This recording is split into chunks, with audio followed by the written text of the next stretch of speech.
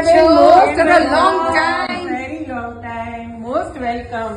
આજે શું બનાવ્યું છે? અરે હેવી મન થયું છે ને કંઈક ચટપટું હેલ્ધી ખાવાનું. એકદમ સરસ આપણે બનાવવાનું છે. ચાલો બનાવીએ. ચાલો. તો આજે આપણે હેલ્ધી એવા ફલાફલની સાથે એક યુનિક એવું હમસ બનાવશું, ગ્રીન હમસ. ઓકે તો સૌથી પહેલા હમસ બનાવીએ. ઓકે. તો તેને બનાવવા માટે એક મિક્સર જારમાં પારબોઇલ કરેલા લીલા ચણા, લીલું લસણ, સૂકું લસણ, તલ, કોથમીર, દહીં, શેકેલું જીરું પાવડર અને મીઠું, તેની સાથે ઓલિવ ઓઇલ, લીંબુનો રસ અને જરૂર પૂરતું પાણી નાખી સ્મૂધ એવી પેસ્ટ બનાવી સાઈડમાં રાખીએ.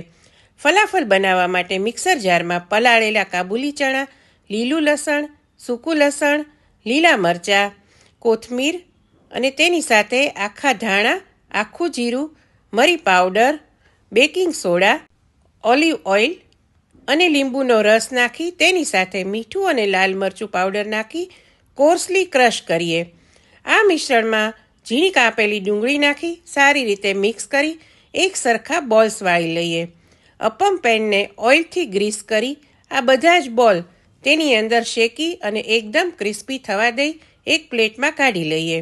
તો ગ્રીન હમસ સાથે સર્વ કરીએ હેલ્ધી ફલાફલ.